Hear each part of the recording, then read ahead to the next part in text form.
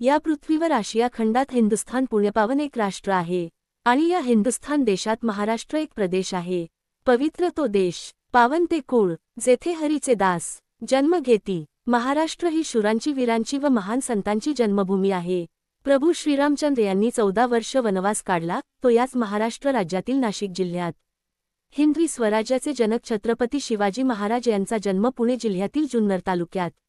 अष्टविनायकांची तीर्थक्षेत्र याच महाराष्ट्रातील पुणे व नगर जिल्ह्यात। 12 ज्योतिर्लिंगांपैकी बहुतेक तीर्थक्षेत्र महाराष्ट्रात आहेत। जगाची माऊली संत ज्ञानेश्वर महाराज, संत निवृत्ती महाराज, सोपान काका, मुक्ताई यांचे जीवनकार्य या महाराष्ट्रात। ग्रंथराज ज्ञानेश्वरी हा ग्रंथ अहमदनगर जिल्ह्यात लिहिला गेला। याच महाराष्ट्रात अनेक दत्तावतावरी सत्पुरुष होऊन गेले। त्यांनी समाज प्रबोधन व धार्मिक वृत्ती जोपासली। नवनारायण यांचे अवतारकार्य संत एकनाथ, संत नामदेव, संत तुकाराम व संत ज्ञानेश्वर इत्यादी संतांचे अवतार हेही महाराष्ट्रात साईबाबा, महिपती महाराज, चैतन्य महाराज तसेच अनेक महान संत या भूमीत अवतारास आले।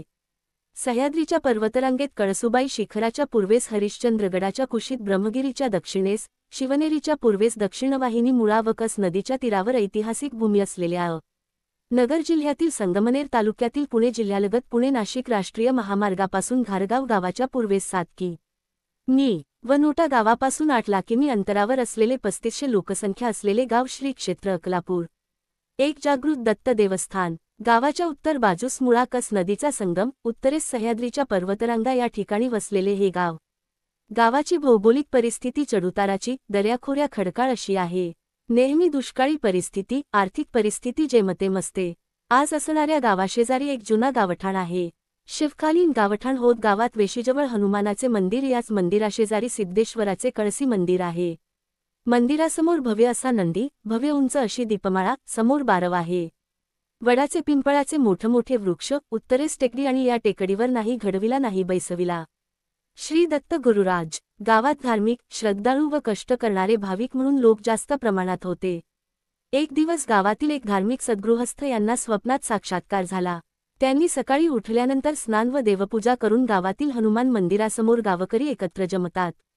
त्या ठिकाणी आपल्या निवडक सहकाऱ्यांना पडलेल्या स्वप्नातील साक्षात्काराची माहिती सांगितली। मग सर्व गावकरी एकत्र येऊन जवळच असलेल्या टेकडीवर गेले। टेकडीवर पाहणी करीत असताना वरच्या बाजूला मध्यभागी एक चेर पडलेला भाग दिसून आला।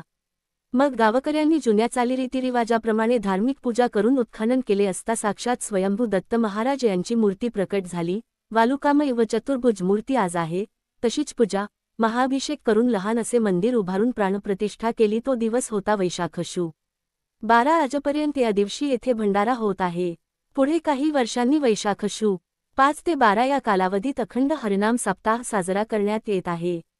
महाराष्ट्रातील थोर कीर्तनकार व प्रवचनकार यांची कीर्तने व प्रवचने होतात। पूर्व पुण्य फळा आले, साधुचरण घरा आले, भक्तांचे भाग्य उजळले, सद्गुरु प्राप्ती भ. कोंडाची बाबा डेरे यांनी सुरू करून दिलेले ज्ञानेश्वरी पारायण, संत तुकाराम गाथा पारायण आजही सप्ताह काळामध्ये चालू असते। वैशाख शु. 12 दिवशी 3 ते 6 या वेळेत गावातून स्वयंभू दत्त महाराज यांची पालखी निघते। या वेळेत जे वातावरण असते ते भक्तिमय असते। साक्षात स्वयंभू दत्त महाराज या दिंडीमध्ये सहभागी असतात, ही भक्तांची श्रद्धा आहे। हा पालखी सोहळा पाहण्यासाठी नगर, नाशिक, पुणे जिल्ह्यातून अनेक दत्तभक्त सहभागी होतात।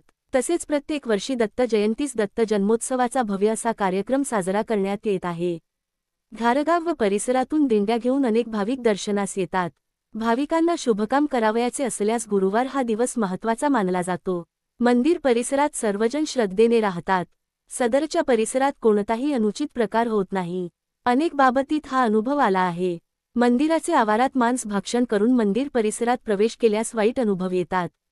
हे अनेक व्यक्तींना पहावयास व अनुभवायास मिळाले आहे। गावात गुरुवार हा दिवस पवित्र मानला जातो। योगियांची माऊली संत ज्ञानेश्वर महाराज, गुरु निवृत्तीनाथ महाराज, सोपान काका, मुक्ताई पैठणहून शुद्धीपत्र घेऊन आपेगाव निवासापुढे अकलापूर येथे आले। अचानक सिद्धेश्वराच्या मंदिरासमोर भव्य असे पिंपळाचे झाड होते। त्या झाडाखाली माऊलींच्या समवेत असणारा रेडा स्थिरावला व सर्व भावंडे रेड्यासहित विश्रांतीस थांबले आणि जवळच असलेल्या स्वयंभू दत्त महाराजांचे दर्शन करण्यासाठी मंदिराकडे गेले आणि ही सर्व भावंडे रेड्यासह या मंदिरात एक दिवस मुक्कामास थांबले। असे हे प्रासादिक मंदिर। पुढील भागात